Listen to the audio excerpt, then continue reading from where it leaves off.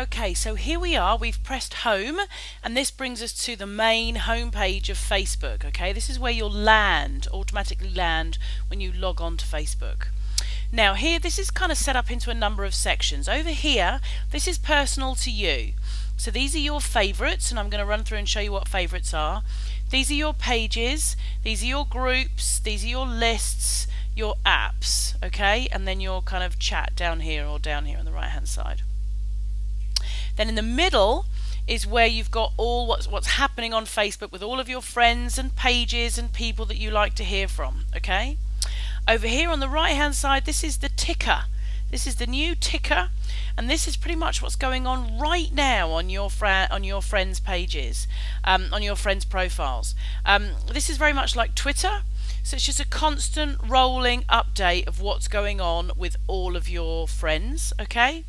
And then there's advertising and bits and pieces down here. So the main section I want to have a look at right now is this main section in the middle.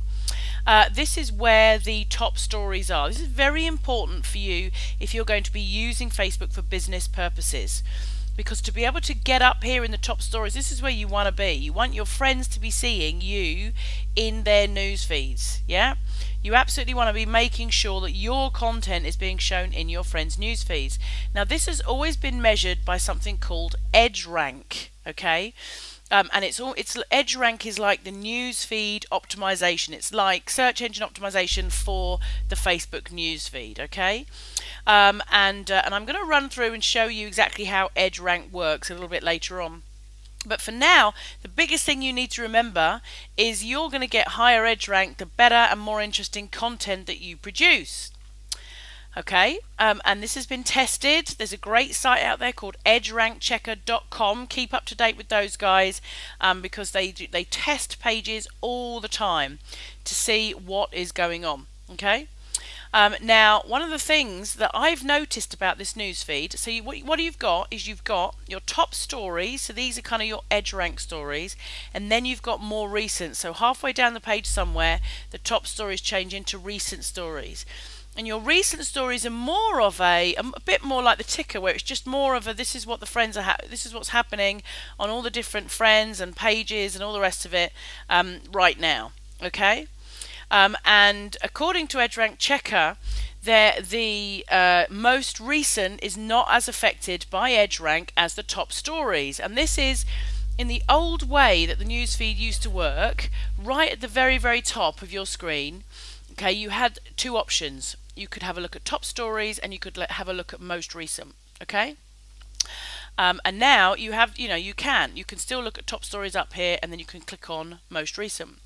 But the top stories have always been the section which is ruled by EdgeRank, not most recent. So you as a business really want to be making sure that you're getting in the top stories, because this is what your friends are going to see first. Yeah, they've got to scroll down a way to get to the most recent part.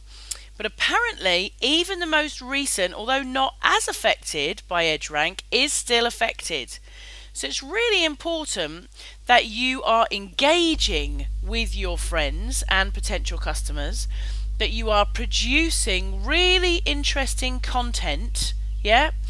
And that basically they are commenting on your stuff, you're commenting on their stuff, and the more that there are page likes, comments, shares, and that connection between you and the people that you're trying to reach, then the more chance that you are going to show up in their news feeds.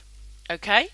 So that's basically how the news feed works. Saying that, I'm getting some really dodgy stuff in my news feed with some people that I've never spoken to or had any kind of engagement with, which is quite interesting. So I think it is also kind of in the middle of sorting itself out and ensuring that it provides decent and relevant content for you. It's a little bit like the Google search, like the Google search bar. So if you go into Google and you actually type in a keyword, right? So let's say I was searching for, I don't know, E45 cream, and I would go onto Google and I would search E45 cream, and it would bring me up sites that were relevant to my search, yeah? Well, what Facebook is trying to do really with their newsfeed is to kind of intuitively know the things that you want to read and the things that you want to see. And it does that because of the way that you engage with other people. So if you go onto your newsfeed and you know, comment on certain posts, and maybe you really enjoy watching, having a look at photos, and you comment on lots of photos, and you tend to engage with, you know, these people more than you engage with somebody else, that kind of stuff. Facebook intuitively is saying, okay, we kind of know that these are the posts that you want to see. So your whole goal with running a business on Facebook, with bringing your business to Facebook, is to ensure that your friends, fans, prospective customers are engaging with your page continuously, so that Facebook is saying, oh, we know that these people want to see information from this page or this person. Okay, I am going to go into much more detail about this as we go through, so if it's just confusing you a little bit right now, please don't worry. And we'll go through the ticker bar. Okay. Alright, so what we're going to do, I think, is let's actually head over. That's kind of just a basic overview, really, of your timeline and your newsfeed. Or let me give you an overview of the page, actually. I'm going to quickly show you an overview of Facebook pages in the next video, and then we're going to go and actually get started and create an account and start to go through this step by step. I'll see you in the next video.